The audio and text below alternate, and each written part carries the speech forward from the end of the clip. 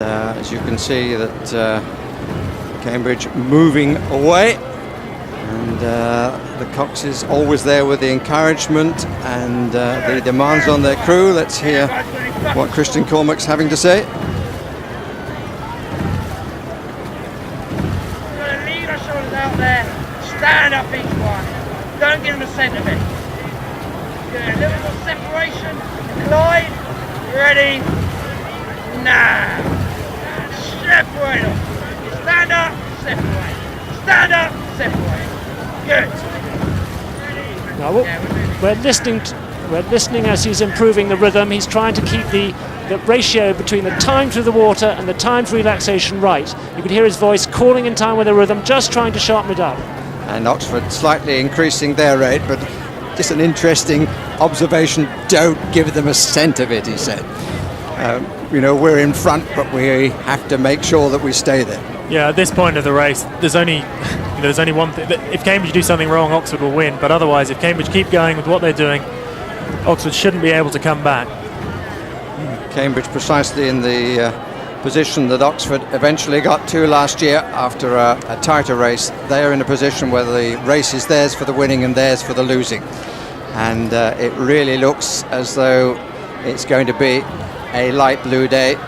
Tinvuga, who was moved back in the boat, and people thought, are they going to make a change? Is Rick Dunn going to stroke? But he got a better view from being further back in the boat as to the rhythm that was required there. I think that's right. I think they found the best combination was keeping Rick Dunn in the middle of the boat to link the two together. I think a day's rest for the stroke did no harm.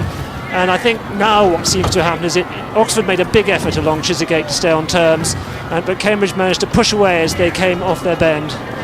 See Oxford here moving in. They're moving right in because they've got nothing left to lose, so they're just going to cut right across the bend and hope they can get back in touch. If they can get any kind of overlap with Cambridge, then Cambridge will have to move back to their side. Oxford will then have the benefit of being on the inside of a bend. It's, Cambridge now have seen that. Cambridge have closed the door on them. Yes, with the bandstand just on the right there that you can pick out. Barnes Bridge right at the top of the picture.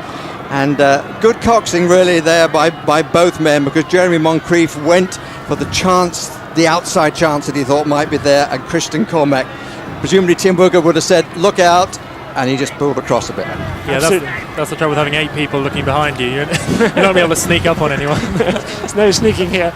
But obviously Christian McCormack he's a very, very experienced tideway cox, spent 3 years at the University of London, knows his way around this river.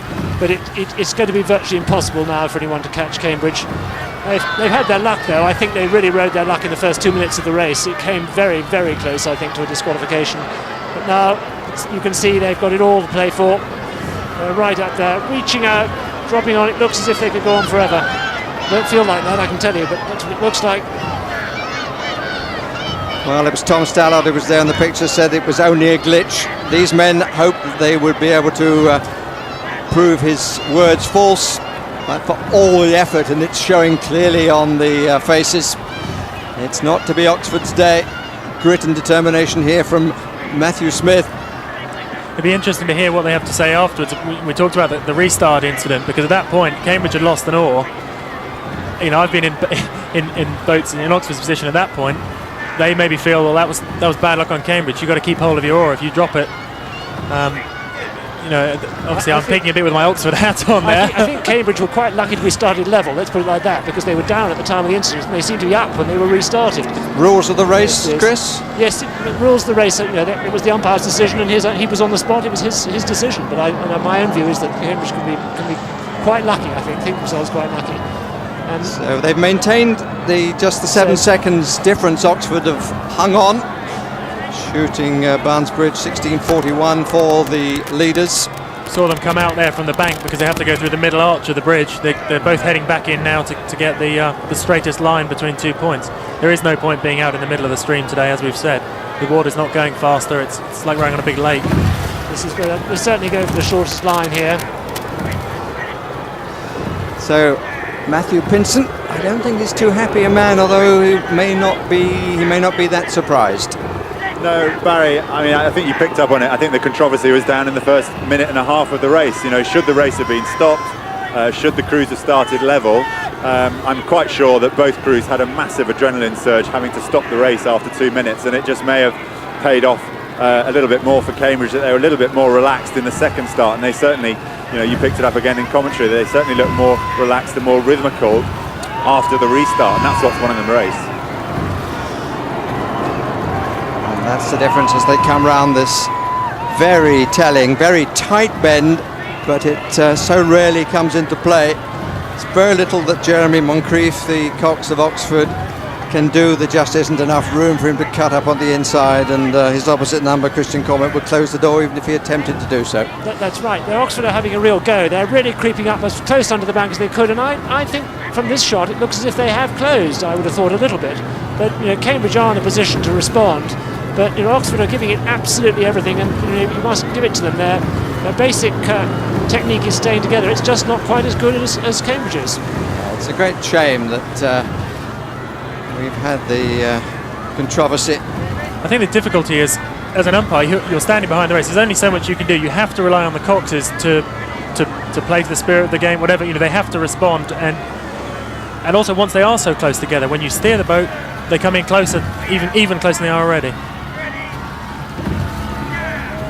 See his tired face even there. This has been a long race by any standard. This has not been easy. They can smell the brewery on the Surrey station as they come with a little over 250 yards to go. Colin Swenson, Lucas Hurst, the Australian's going to be successful. Thomas Edwards, Richard Dunn, John West, Kieran West, Tom Stallard, Tim Vuga, Christian Cormack. Now the names that will go up on the board in the boathouse as being successful won't dare tell about the controversy at the start. It's the first time in any time I think that's happened in drag race history. It certainly made history, this race. Chiswick Bridge in the distance, yes indeed, Chris, you're dead right on that. So they come towards the finish. Cambridge, after having their run of 7 ended, they're off again. Robin Williams, Harry Mahon have a successful Cambridge crew. Again, Lucas Hurst punching both water and air. Oxford, who did seem to close at the end, and we should pay tribute to their really gutsy run. They didn't have the luck of the stream today, that is for sure, but Cambridge are the victors. Chris Bellew. I think that's right, and I think Cambridge had the luck of the day. I'm still of the view that they were treated well. They were fortunate in the way things turned out in the first 2 minutes, and I think the Surrey bend was also a considerable advantage, looking at how it worked in both the Isis Goldie race and this one. And Cambridge found their rhythm, which is something they've had throughout their training when things were going right, and that proved to be decisive. I think that the controversy, or whatever you call it, the incident, is a very hard one to do. If there is, you can't. Is it fair to let guys who've trained all year have a race for a minute? Because that's what would have happened. I think if you'd let the race go on,